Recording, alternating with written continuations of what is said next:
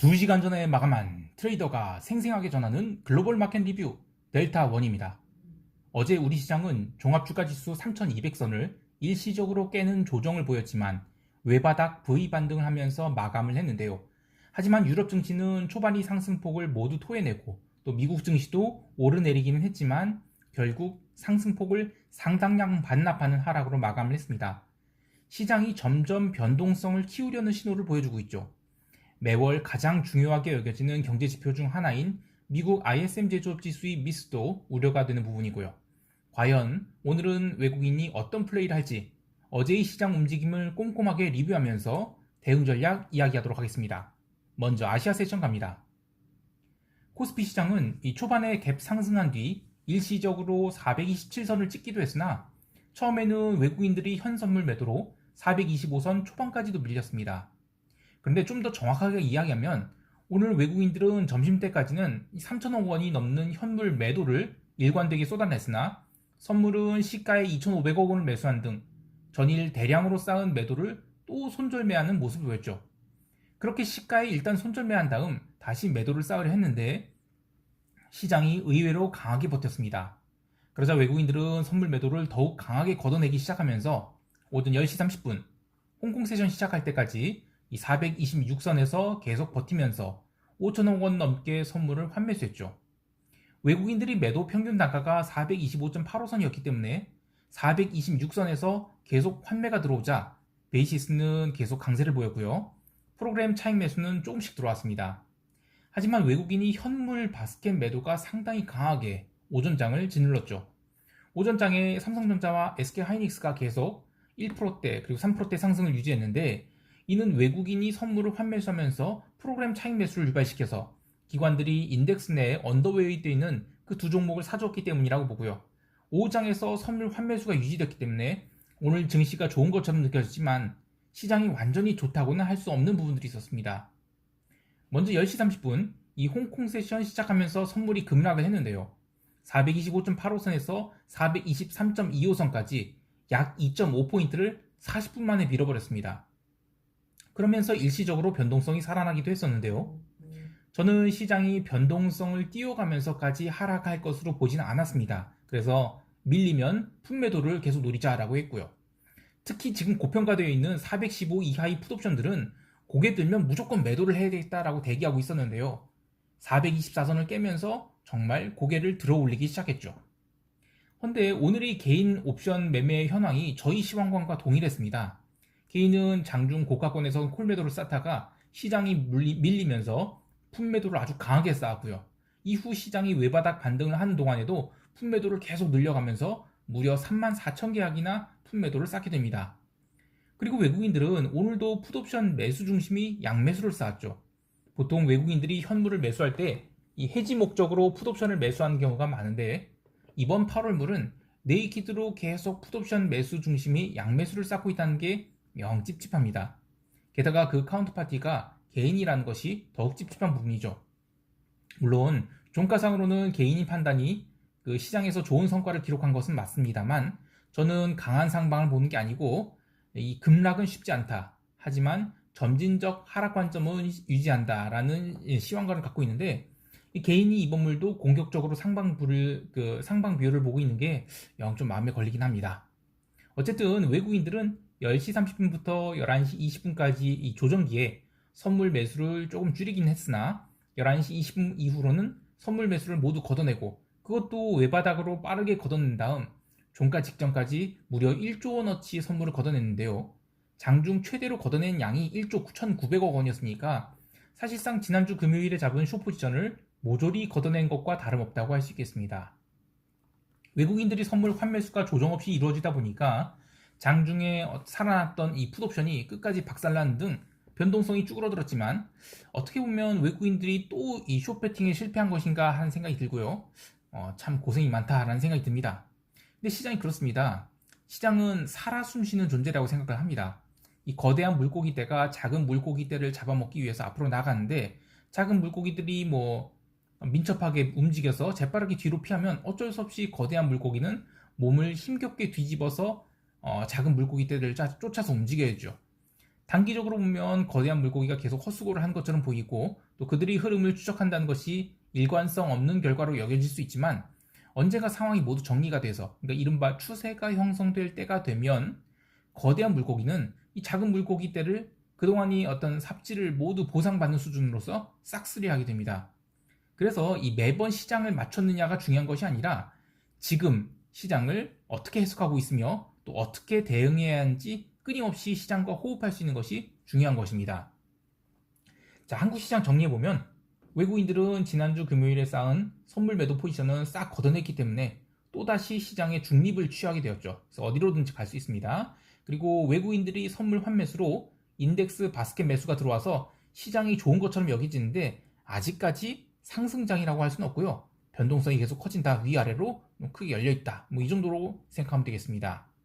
이후 시장 대응 전략은 총평 때 이야기를 하기로 하고요. 유럽 세션 갈게요.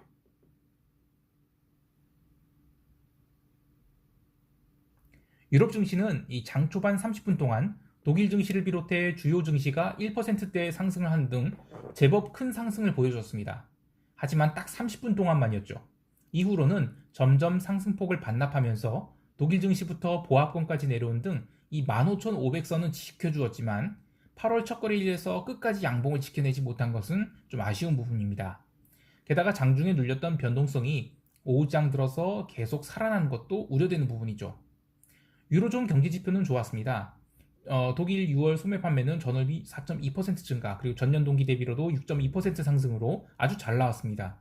독일 제조업 PMI와 유로존 제조업 PMI도 각각 65.9 그리고 62.8로 나오면서 컨센서스 대비 아주 잘 나왔어요.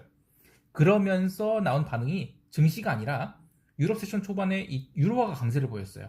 그래서 계속 전일이 고점권까지 당기려는 시도가 있었는데 그런데 매물을 맞고 밀렸죠. 그리고 어제의 어떤 그 메인스트림이라고 했나? 하여튼 그 주된 흐름은 통화 시장이 아니었습니다. 어제는 채권 시장이 메인이었어요. 어제 미국 ISM 제조업 지수의 미스로 채권이 올랐다고 하지만 그것은 그냥 미국 국채가 그랬던 것이고 유럽 채권은 이탈리아 국채 중심으로 저녁 9시 30분부터 오르기 시작을 했어요. 지난달 말까지 유럽 국채는 이 독일 국채 중심으로 강세를 보였다면 이 세컨티어 국채들은 조금 쉬고 있었거든요. 그런데 8월 1일 들어오면서 8월 첫 거래일 들어오면서 이탈리아 국채 아주 매수가 강하게 들어왔고요. 그래서 9시 30분부터 유럽 채권이 고르게 오르고 그러면서 미국 채권들도 오르기 시작합니다. 미 국채가 제법 오른 다음에 ISM 제조업 지수가 발표되었고요. 그리고 채권은 1시까지, 새벽 1시까지 오버슈팅 하게 됩니다. 그래서 어제 유럽 세션에서의 유럽 채권 강세는 리스크 오프가 아닌 실수요로 강세를 보인 것이고요. 그래서 굳이 리스크 오프로 볼 필요는 없습니다. 그리고 미 국채의 강세는 실수요에 더해서 약간의 리스크 오프가 곁들여졌다. 제조업지수 낭패로 약간 미진하게 나온 것 때문에 그 정도로 봐야 되겠습니다. 그러니까 실수요가 거치는 월초가 지나면 국채 숏 관점을 조금씩 가져봐도 될 것이고요. 또 내일 모레 있을 서비스업 지수 그리고 금요일 있을 고용지표 이런 것들이 국채의 숏 포지션을 쌓는 기회가 될지를 한번 확인해야 되겠습니다. 어쨌든 이번 주는 가급적이면 숏 포지션을 쌓지 않도록 하겠습니다. 채권에 대해서는요. 자, 커머디티는 아시아 세션과 유럽 세션 내내 골드가 무지막지한 매도 압력을 받았습니다.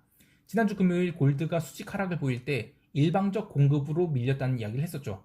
그 매도 공급이 오늘까지도 이어졌고요. 그러면서 1810달러를 여러 차례 깨면서 좀처럼 반등을 보여주지 못하다가 미국 세션에서 ISM 제조업 지수 미스로 채권 강세가 나오면서 그제서야 골드가 반등을 하게 되었습니다.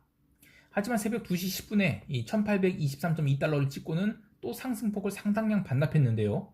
골드 옵션 만기가 지난 지 얼마 되지 않아서 골드의 양 옵션 프리미엄이 빵빵한 상태죠. 아직 추세를 보일 만한 자리가 아니기 때문에 갈피를 잡지 못하는 것 정도로 해석해야 되겠습니다. 그리고 구리도 유럽 세션 내내 강세를 보였는데요. 미국 세션 시작 이후 차익 실현 매도가 나오면서 커맥스 세션 마감 때까지 스트레이트로 매도가 나왔어요. 기름도 아시아 세션과 유럽 세션 내내 약세를 보이는데요. 블룸버그의 기사가 있었죠. 이 사우디가 지난달 원유 선정량이 일평균 640만 배럴로 지난해 12월 이후 최대치였다고요. 그만큼 열심히 수출하고 있다는 얘기예요. 그래서 제가 지난주에 기름은 72달러 이상은 무조건 오버액션이다 라고 외치면서도 월말 효과로 이 74.2달러까지 기름을 상승시키자 어쩔 수 없이 콜옵션 매도분은 롤링업을 했고, 그래서 선물 매수로 해지를 했는데, 오늘 시원하게 72달러를 깨면서 71.5달러 선에서는 모조리 이익 청산을 할 수 있었어요. 근데 이제는 이런 분들이 있을 거예요. 아니, 기름 콜 매도를 69.5달러에서 시작을 했는데 74.2달러까지 버티더니 콜라당 71.5달러까지 내려왔다고 해서 모조리 청산하는 게 무슨 매매냐라고 하실 수 있는데요. 그래서 제가 선물 매매를 안 하고 콜 매도를 한 겁니다.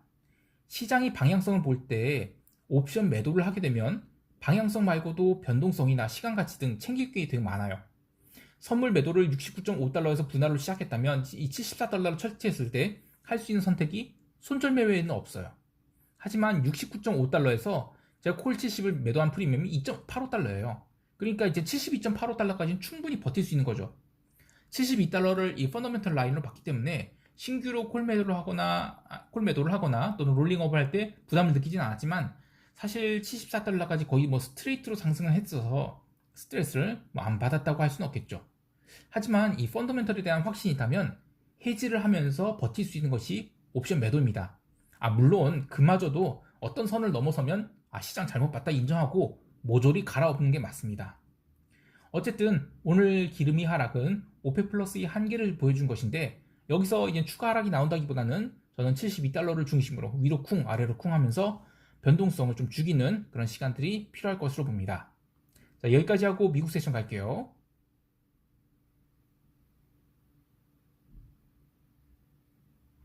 미국 시장은 유럽장 초반만 해도 지수 선물이 상승세가 상당했습니다. S&P 선물이 4,419선까지 상승을 했으니까 역사적 고점을 3포인트 앞두고 시장이 밀렸다고 할 수 있겠습니다. 본장이 열리고 나서도 시장은 테슬라 중심으로 강한 매수세가 들어오면서 어떻게든 지수를 받쳐댔는데요. 따라서 ISM 제조업 지수로 그게 이제 잘못 나왔다고 해서 시장이 밀렸다고 할 수는 없을 것 같고요. 오히려 그때 반응한 것은 아까 얘기한 대로 그 채권 시장입니다. 그런데 유럽 채권 강세라는 어떤 실수요자들의 매수세에 어쩔 수 없이 지금 미국 국채도 올라갑니다. 그리고 거기에 약간의 리스크 오프가 곁들여져서 추가로 상승했다. 그렇게 봐야 될 것입니다. 실제로 채권은 고점을 친 게 1시예요. 그리고 미국 시장이 밀린 것도 0시 30분 이후입니다.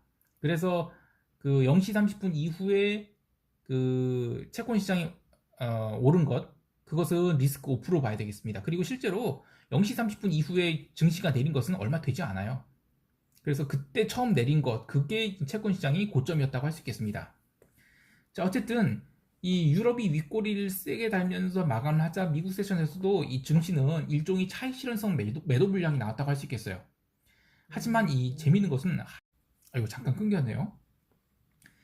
재미있는 것은 시장 하락폭에 비해서 변동성 상승분은 훨씬 더 컸습니다. 근데 이게 무시할 수가 없는 게 이 변동성이 계속 20포인트에서 바닥을 찍고 이렇게 위로 올라가고 있어요. 그래서 이게 좀 신경 쓰이는 부분입니다. 그리고 이제 S&P 지수가 지금까지 7거래일 정도 이 4,385선에서 움직이고 있는데 이번 주 후반이면 방향성을 위가 됐든 아래로 됐든 강하게 보내줄 수 있는 상황이 되죠. 마침 금요일에 이제 고용지표 발표됐는데 이번 주는 계속 이 자리에서 변동성만 키우다가 금요일에 아래로 강한 슈팅을 주든지 아니면 그 전에 스멀스멀 기어내려면서 변동성 상승폭에 비해서 하락폭은 얼마 안 되는 그런 일촉즉발의 상황에서 금요일 강한 양봉을 만들어내고 그러면 그간 올라온 변동성을 싹 죽이는, 그래서 이제 금요일에 내리든 아주 강하게 오르든 그 두 가지 패턴이 예상된다라고 생각합니다. 어쨌든 이 증시 포인트는 우려는 컸지만 시장은 잘 버텼다라고 해석할 수 있겠는데요. 개별 종목 보면 테슬라가 장 초반부터 강하게 상승하면서 지수를 버티게 만들었고요. 기름 주식도 초반에는 유가 하락에도 불구하고 나름 강하게 달렸어요. 하지만 시간이 지날수록 상승폭이 둔화되었고요. 사실상 테슬라와 엔비디아 등 일부 종목들이 시장을 받쳤다라고 해석해도 되겠습니다. 아무래도 지난달까지 연속된 상승이 피곤할 수도 있겠고요. 또 ISM 제조업 지수 나쁘게 나온 것까지는 아니지만 기대에 조금씩 미치지 못한다는 게 시장이 조정에 대한 핑계였다고 보는데, 조정이라 하지만 급락 조정이 나오지 않고 있기 때문에 시장은 기존의 하락 패턴과는 좀 다른 형태의 조정이 보통 이제 저는 기간 조정 형태로 보고 있어요. 그런 게 나올 것 같고요. 또 가격 조정이 나온다 하더라도 일시적 가격 조정이고 또 그럴 경우에는 적극적으로 풋옵션을 매도해야 되지 않을까 합니다. 자, 개별 종목 하나 더 보면 로빈후드가 오늘 7% 넘는 상승을 보였어요. 그 ARK 그의 ETF 편입 때문이라고 하는데 이 무료 주식 거래라는 비즈니스 모델이 아니라 금융 빅데이터 기업 뭐 이런 프리미엄 받는다면 또 말도 안 되는 밸류에이션 주어질 수 있겠죠. 그래서 이런 걸 보면 아직도 시장에는 돈이 많다는 생각을 하게 돼요. 자, 미국 시장 간단히 요약하면 지표에 의해서 시장이 밀린 게 아니라 그냥 일종의 차익 실현 매물로 시장이 밀렸는데 시장 하락부는 얼마 안 되고 그거에 비해서 변동성 증가가 상당히 컸다. 이 정도가 시장의 특징이라고 할 수 있겠습니다. 자, 이제 시장 총평하면서 대응 전략 이야기할게요.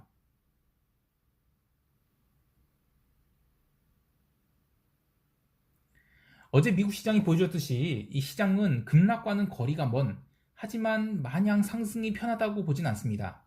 우리 시장은 외바닥 반등을 했지만 이 추세적으로 뭐 430선을 빠르게 회복한다든지 뭐 이런 그런 정도의 강한 반등은 어려워 보입니다. 물론 단기적인 변동성 상승에 의한 뭐 빠른 반등은 나올 수 있어요. 그렇지만 뭐 5포인트, 6포인트 뭐 이런 반등은 쉽지 않다고 보고요.